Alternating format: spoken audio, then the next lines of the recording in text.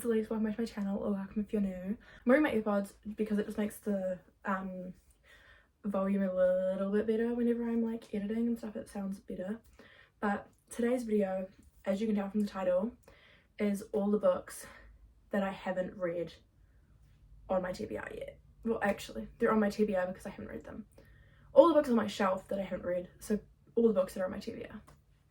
Anyway, I'm first of all, because like I technically haven't finished them, I'm gonna do all the books I've DNF'd so far this year because there's 3 of them. So we have Better Than the Movies by Lynn Painter, literally that far through, DNF'd it, literally in the middle of a chapter right now. I don't know, I DNF'd that like 2 months ago and I have not touched it since. Then we have Icebreaker by Hannah Grace. I'm halfway through, DNF'd it, did not like I haven't enjoyed it. It's too slow for me, like it took to that point to get to the main point that's literally on the back of the book. And then we have Magnolia Parks by Jessa Hastings, which I'm that far through. I can tell you why I don't like this. I don't like descriptions of outfits in movies and books. I don't like you like telling me, like, especially because I don't know much about big brands like Gucci and like all those bigger brands. Literally only know Gucci off the top of my head right now. And like every single chapter begins with, I was wearing this brand, and then it would be like, you know the one, and I would be like, no, I really don't. And so I'm like, I can't even like envision what you're just like, because you just say I'm wearing this, you don't say like I'm wearing a brown dress, and I would be like, okay, cool, I can envision a brown dress, but they're like, it's this brand, and I just can't get into it because I can't visualize it. And so I gave up, like I literally can't do it. Everything else about this book so far is good though. It's just I can't get past that, and that is a me problem, not a book problem. So, but anyway, on to my physical TBR. I don't even know how many are on here.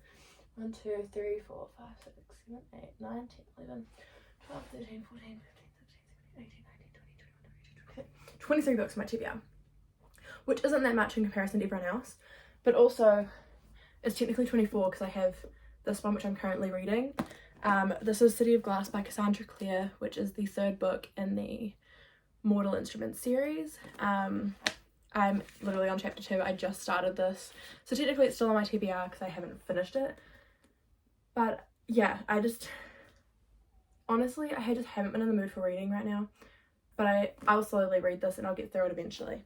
But that's number 1. Then I have piles, so we'll go through those first. First we have Carrie Soto Is Back by Taylor Jenkins Reid, which is the last book on my bookshelf that I have to read by Taylor Jenkins Reid. There's still, I think, like 3 or something more books that I have to read.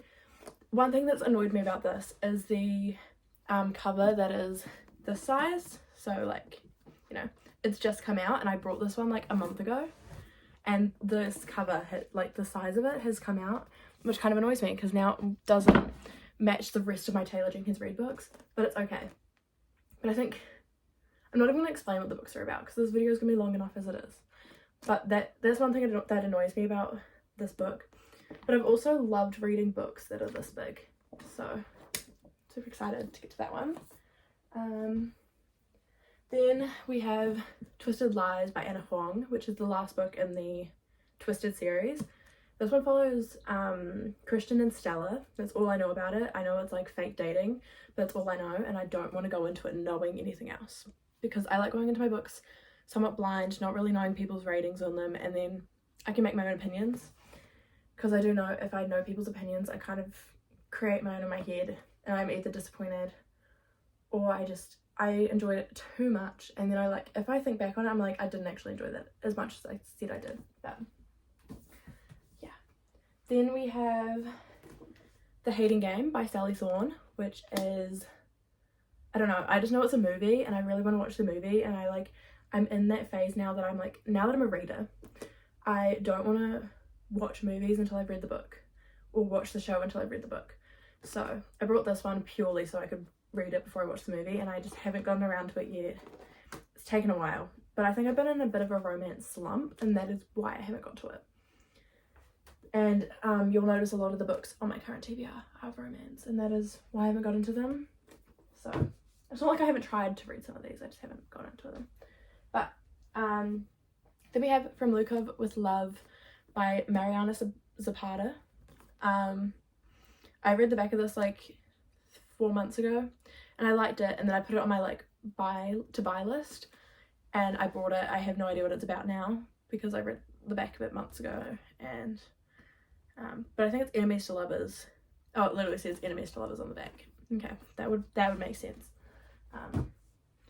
Then I have, oh shit, actually we might start on the second pile. We have Never Never by Colleen Hoover, which I just brought this because I read the back. It's another thing. I read the back of it, loved the sound of it, and then brought it.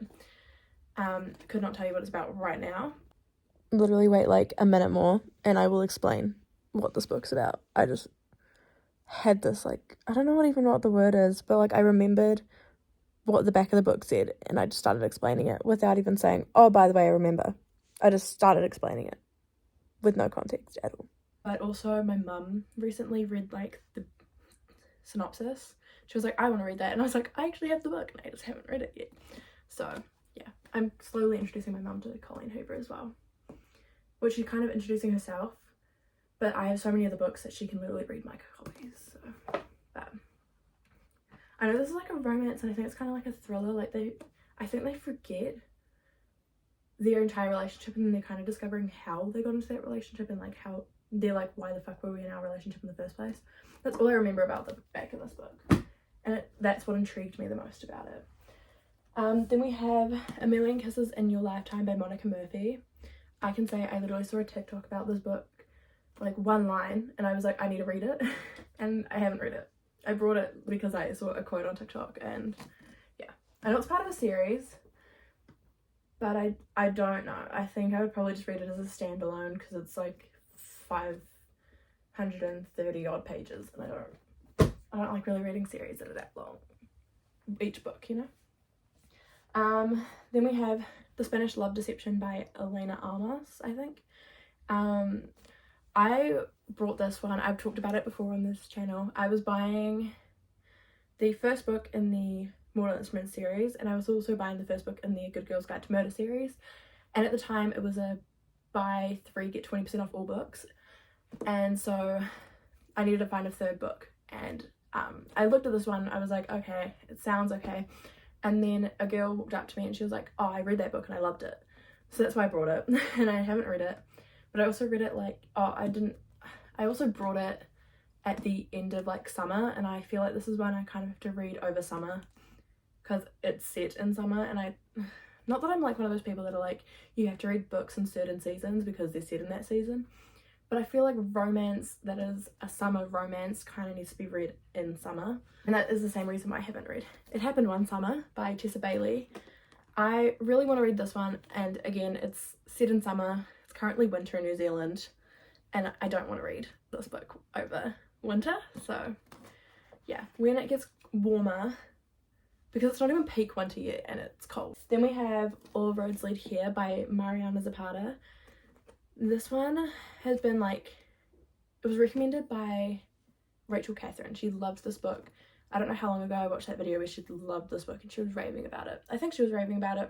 I don't know, I remember her talking about it and I was like, I want to read that book. And it finally kind of like came out in New Zealand. I don't know if it's been out in New Zealand for a while, but my local bookshop finally released it like a couple weeks ago. I don't know. And so I brought it. So yeah. Okay. Then we have, again, You and Me on Vacation by Emily Henry. This is also set in summer, and I didn't really like Beach Read. And I've heard since then that this one isn't even her best book. And Beach Read was one of her better books. And since I didn't like Beach Read, I'm kind of scared to read this when not a lot of people liked this who loved Beach Read, and I didn't like Beach Read, so I'm like, will I love this? And so I'm a bit scared. But I mean, I brought it, I might as well read it at some point, but it's back on my shelf again after not being on my shelf for like 3 months. I pulled it off when I started getting a bigger collection. I'm gonna move the final books down into, oh fuck, I just dropped a whole bunch of them. So my nana was at the door. She comes over sometimes when we're all at work and everything and does our gardens. So yeah, carrying on. I have The Mistake and The Score from the Off-Campus series. I loved The Deal. It wasn't a 5-star book, but it was like a 4-star. So I do want to read the rest of the series, but I started reading The Mistake and I couldn't get into it. And I think it's because I was in a romance slump at that point as well and I couldn't read it. But apparently The Score is like on par or even better than The Deal. So I'd have to get through this to get to this. And so it's a struggle. I'm struggling. But yeah. Then we have I Kiss Shara Wheeler by Casey McQuiston. I literally wasn't even planning to buy this book when I brought it. I wanted to buy, what's it called? All the Bright Places or something. There's a movie starring Elle Fanning, and I wanted to buy that one, and but my friend Libby was like, oh, I have it at home. You can just borrow it. And obviously I haven't borrowed it, but at that point I wanted to buy a book. So I brought I Kiss Shara Wheeler, and here we are. And I still haven't read it, and I brought this in January. It's now July. But also a lot of these books have been on here for a while, so that doesn't mean anything. It's currently Monday. I brought this one on Friday. I brought The Silent Patient by Alex Michaelides. I don't know, but sorry, I just have the price sticker on it. So I saw this one on a bunch of different people's YouTube channels. I think I saw it on like Sarah Caroli, I don't know.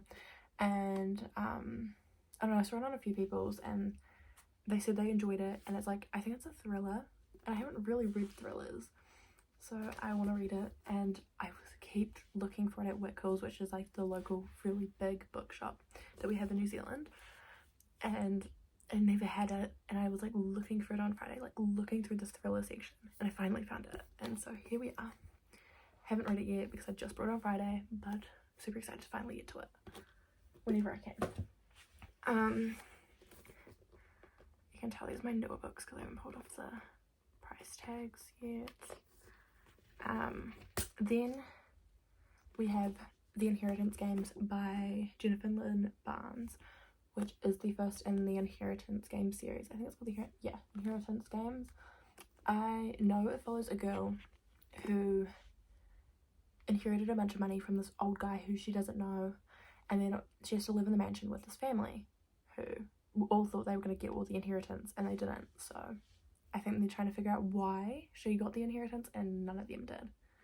I don't know though. So I've heard really good things about the series and I just haven't read it yet. And I love the spine, like I love the gold in it, and so yeah, super excited to read that as well.